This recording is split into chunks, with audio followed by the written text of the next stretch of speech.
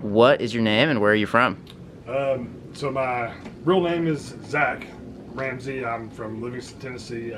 My trail name is Kula. Awesome. Okay, and what are you doing? Tell me about your trip. Well, I'm over 3 months into the Appalachian Trail. Over halfway as of today, I guess. Yeah, like it hit the official halfway point.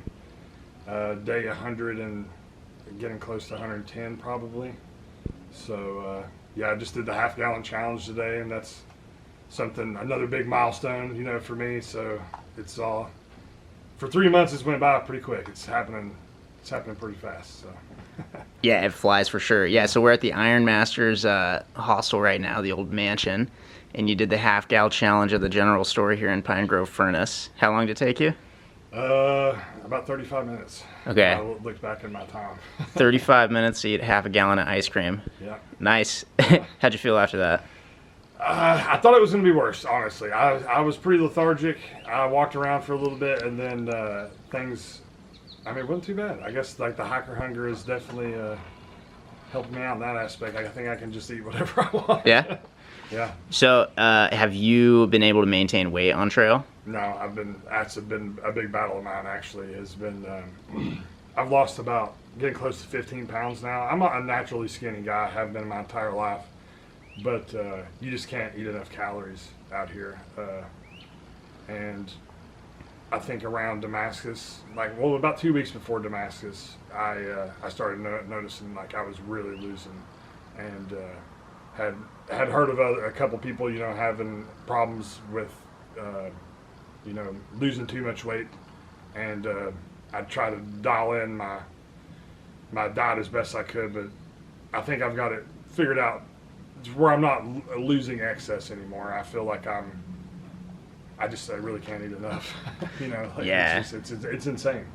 Yeah, it's tough for sure. Yeah, I mean, once you're doing enough miles, I really don't know if you can I don't think physically so eat enough. Yeah. Yeah. But you just do the best you can. So that's been one of the challenges. What other challenges have you faced in the first half of the AT? A lot, actually.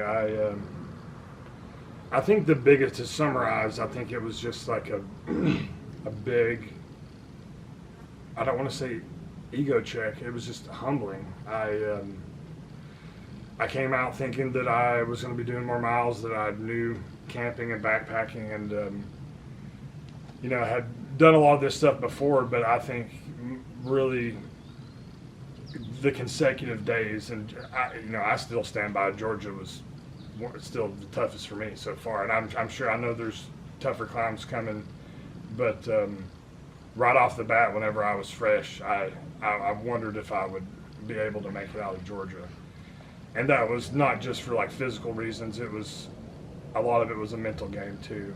But I think now the physical part of it, if you're this far, it's mostly a mental game, and I still have to battle with that daily, about timelines and trying to predict the future. It's just like it's so hard to do out here. But and I think just letting go of the control, I have tentative plans that I try to meet and goals, but ultimately it's just the adaptability of getting down the trail life, and it took me a while to get that. It was really a month or two in before I really started getting the hang of these resupplies, what my body needed, when to listen to my body, and not push so hard, but just letting go of just comparing myself to other people and what I thought I should be. That was a big thing. It's just slowing down, listening to my body, and just accepting the fact that I can't. I had to listen. I had to slow down. And it was hard for me at the beginning, but yeah, just the mental game. Overall, that's been one of the toughest things out here for me. It's interesting that comparing yourself to others. So are you talking about super fast guys who are doing 30s and? Yeah, right off the bat, I know that I'm not in my 20s anymore, but I thought I knew a whole lot more about backpacking and like what these miles would feel like, and it, it took a toll, trying to push and keep up with other people, and especially whenever I was doing things wrong. I was overpacked, and my shoes were too small. I couldn't even notice that really because my knees were hurting so bad, and it was mostly if I that's what saved my hike, I believe. I actually I was doing a lot of Neros in Georgia after mile 65, like 65 miles in. I thought I was going home, and I stayed in a shelter. It's called Muskrat, and that's whenever I sat down in a chair and I made my first coffee of the trail, my first cup of hot coffee, and I ate some biscuits and gravy. It was like my comfort food, and I was like, okay, I'm going to zero at this shelter. And I ended up I had way too much food, and I was like, I have to go into town and figure this out. And I believe that saved my hike, going in and figuring out my shoes were too small, that I sent home like probably 4.5 pounds of gear that I did not need, and took a zero and just reassessed everything, and I believe that's what kept me out here. Yeah, I'm sure there are a lot of people quit around that time, and they probably don't do that reassessment. They just give up and go home. Yeah, I could see it for sure. I mean, I was close. So at this point, after learning some of those lessons, like, is the body holding up pretty well? You said it's mostly a mental game by now. I believe for me, I know I can do bigger miles, like over 20 miles a day, and consecutively, but I do still feel it. I've been really trying to take care of my body as best I can, as far as like stretching and hydration and just the my diet. I've really tried to dial that in as best I can, but I don't think there's I'm still sore every single day. It just beats you up. Yeah. And I think I've talked to a lot of people, or I've heard someone else say it, and I've kind of piggybacked it. It's like a balance between, are you hurt or are you injured? If you're hurt, you can keep going, but if you're injured, then you need to stop and and it's so hard between that line because you hurt every day. Yeah. So as far as I can tell now, it's just like my feet and blisters, and like keeping my feet dry. That was a big thing whenever we had a lot of rain. But I think I've kind of got my routines down, and my body, I feel like for me, when something goes wrong out here, you almost immediately notice it. For me, it doesn't, if something's out of whack, by this long, you can tell that, something's wrong. And that's what I've tried to do, and it's so hard. It's like you've just got miles on the mind. Like you got to meet deadlines or catch up with people, or, whatever it is. It's just stopping when not pressing through the pain a lot of times. I think that's been a lot of like a daily thing, for my body and my mind, so. Yep, absolutely. So I did hear you talking today about just this past week. I think you've had you've just been a bit stressed about the trail, and I thought that was interesting. At this time, what was going on there mentally? I think really what it boils down to is that I have got used to the trail. I mean, it's still hard every day, but whenever I took that time off at Harper's Ferry and getting a taste of real life again, and just going to restaurants, and I had been in that environment in a long time, to where I had 3-4 days to do whatever I wanted to do. And I think a lot of it was it threw my rhythm off, but at the same time as well that, I had a layer of guilt almost that I'm taking this time off, that it's putting me behind, that I can remember having one day of man, it's sun shining. This is a great day to be hiking, and I'm, inside. It was great. I was hanging out with my friend, and my body needed the time off, but whenever I got back on trail after that, I felt like all out of whack, and felt like I was behind. That I had to do more miles to catch up, and just hiking solo. I've realized. I mean, I enjoy it, and I was just talking to my friend out here about this. That it's one of those things you just gotta let go of pride wise. But I feel like, I mean, after over 3 months, I feel as though that whenever I'm with a group, I hike better. And it's hard to find like groups and paces and things, but these last few days of leaving and feeling like that behind, I've been my own worst enemy. You know, like just beating myself up for absolutely no reason. You know, just the fact that I'm alone and I feel like I'm behind, but obviously I'm not behind. You know, I've seen a lot of people in their pictures on the wall that day or two ahead of me. You know, log books that like I'm not that far behind. Yeah. You know, and like I don't even know why I get thinking that way, because I'm still north of Harper's Ferry by the 4th of July, and I knew that was the hit time I wanted. Yeah. And I'm ahead of schedule for me. So, yeah, I think that's it's just been me battling myself for the last few days. You know, just totally trying to get back into the swing of things, the trail life. Yeah. Who's winning, you or yourself? It's a tough call. It's anybody's game at this point. Nice. Well, I'm rooting for you. I appreciate it, man. So you do have some support outside the trail too. You're doing this through. Well, you actually have a sponsorship. Yes, it's Warrior Expeditions is the name of the program.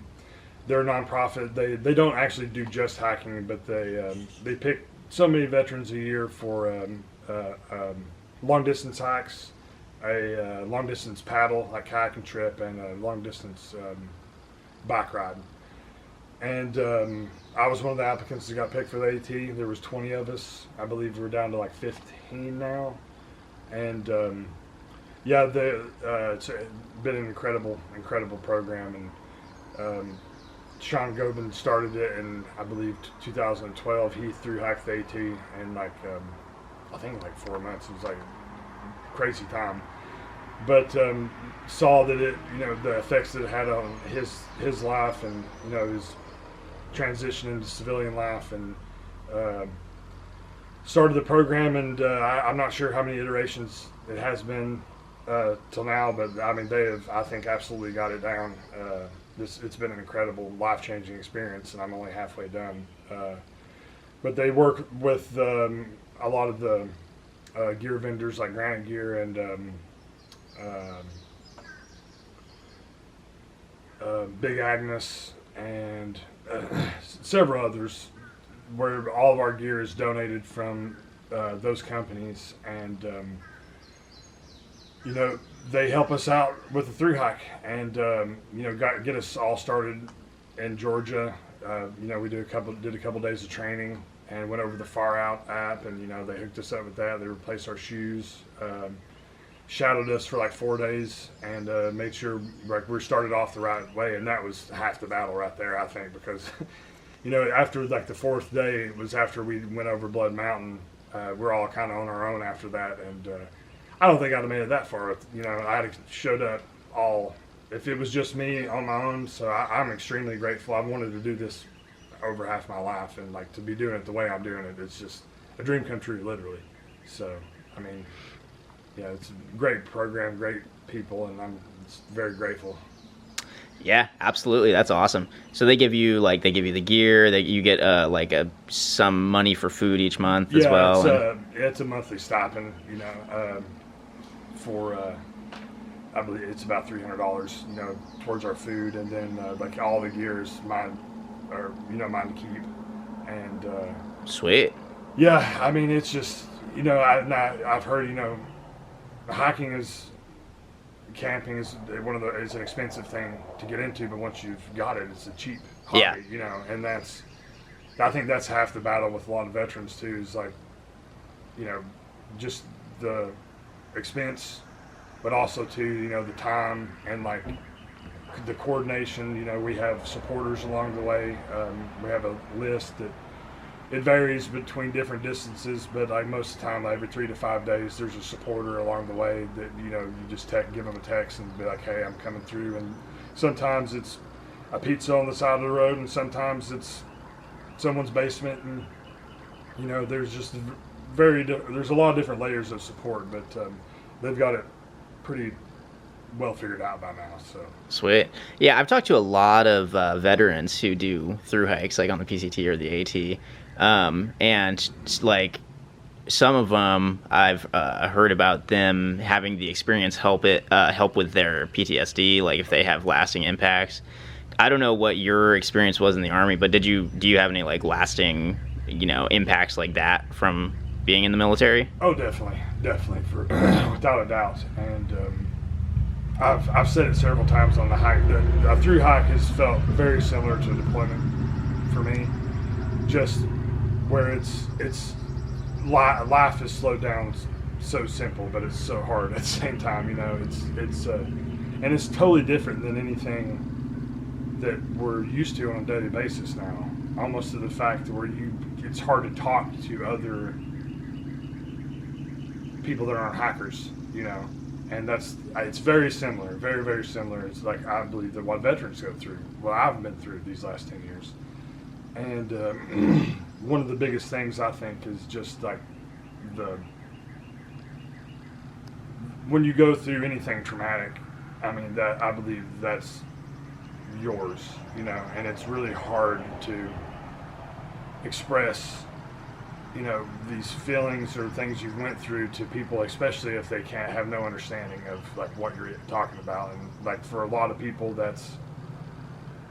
there's all kinds of different therapies, but there's something about the through hike that it builds that camaraderie and that faith in people again, and like it doesn't make the world seem so small and isolated like I think a lot of veterans do.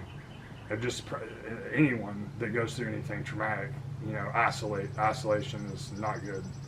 And but that's why I think hiking is like you kind of get the best of both worlds, because like you can spend a lot of time hiking in the woods, but alone to work things out. But also you have this like community that takes care of each other like a infantry platoon would in the Army. I mean, it's the same principle. It's like a shared hardship doing with a common goal, and I think that's why it's so popular, because I've met dozens on the trail, like that just got out, have been out for 10, 20 years, or just retired. It's just, there's something about it for sure. There's something here. Absolutely, yeah. Our friend Jacob, who we were, or Rally, yeah, who we were hanging out with last night, he got out of the Army, and then 5 days later started hiking the AT this year. And wow. he said basically what you were just describing. He was like, he didn't know how to interact with people after getting out of the Army. And I think this has helped him in that way as well. Good, awesome. So, why do you think people should do this trail? I mean, you gave some good reasons just now, but yeah, I was really trying to dig down deep for that one. I heard hike your own hike early, and I've held on to that, and I don't think whatever walk of life you're going through, I mean, it's just not easy. Like through hiking every day, it's as much as you love the outdoors, it can be a grind, and it really, no matter how far I would never want to discourage anybody from attempting a through hike, but just seeing how far you can go with your life on your back, and like your ingenuity of navigating the water, the most basic thing. There's something deep rooted, I think, in everybody there. It's like a sense of accomplishment of like, I got here with my whole life, and like even if you made it 20 miles on the Appalachian Trail, that's still 20 miles that you've earned, and you gave it a shot, and that's something you have forever, and I think that whether it's the Appalachian Trail or whatever long distance trail, you know, that you know, it doesn't even have to be a trail, like, you know, like just it's just life, you know. Just keep trying and like see what you're capable of, because I mean I never thought I was capable of this. Every day too, it's like it could end at any time, but you know that to have made it this far, that's what is a drive to go forward, you know, keep going. So Absolutely. I've just been listening to somebody named Viktor Frankl, and he says he thinks the 3 ways people can find meaning in life are 1 to create, 2 to experience, and 3 to endure. And I don't want to say that's like all encompassing of his opinions, but the through hike can definitely contain all 3. But what you were just describing, I 100% agree with, and I think it's like the endurance of. yeah, This suffering is elective, so it's not like, other people are forced to suffer, but still, like, showing yourself you're able to endure this challenge is like huge, and I think it definitely allows people to find meaning. yeah, I agree. So For sure. yeah, it's beautiful. It is. It really is. And the people, that's the thing, is like I've met some of the most wonderful people. Like the stories that I have with me forever, like lives that have touched me forever. It's a magical thing, and it happens daily. Like every single day, I'm still astonished by the stories and the amount of good out here. You know, it's a beautiful thing. It really is. Absolutely. Dude, thank you so much. Yeah, thank you. I appreciate it. This is great. Yep, yeah. Have a great hike. All right, thank you, man. I appreciate it.